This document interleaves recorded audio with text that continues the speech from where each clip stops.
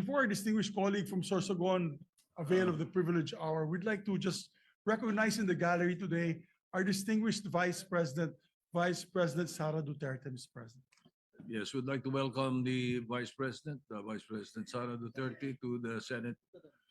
But before we recognize the Magandang hapon po sa inyo lahat mga kababayan ko. Meron pong surprise guest dito sa Senado kahit na sobrang busy ngayong araw na ito at pasado na po ang budget ng hulaan niyo po kung sino nandito. Nag-observe po sa Senado. Hi! Magandang hapon sa lahat ng aming mga kababayan. Nandito po ako ngayon sa Senate of the Philippines para po sa budget ng Office of the Vice President at nagpapasalamat po ako sa Senado sa pagpasa ng budget ng OVP at nagpapasalamat din ako sa chairperson ng Finance Committee na si Senator Sherwin Gatchalian. Salamat. Welcome ka po dito sa Senado, ma'am. Ingat po parati at patuloy lang po sa pagsiservisyo sa ating mga kababayang Pilipino.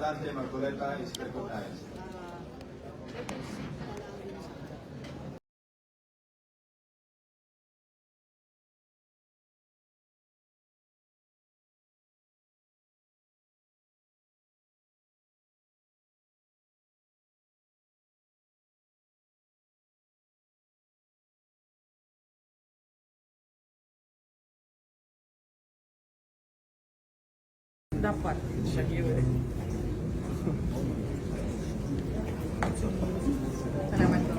Magkita na yan. Mga alas dos. Alas 2.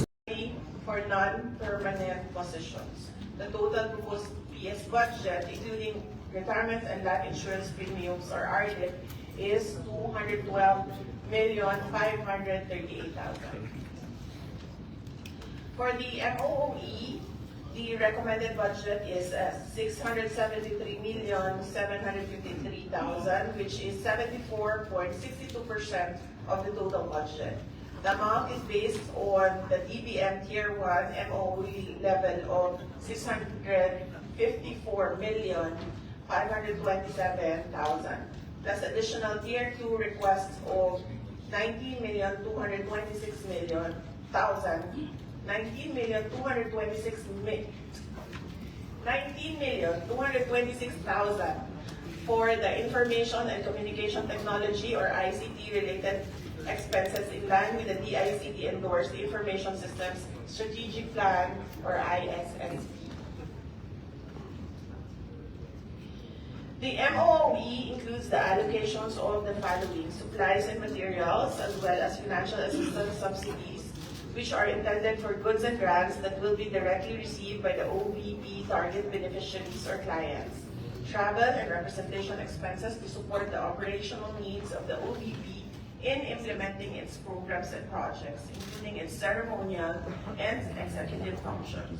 And for the provision of professional services and grant fees expenses to cover the service fees of contract of service personnel, IT-related consultancy services as per the ISSP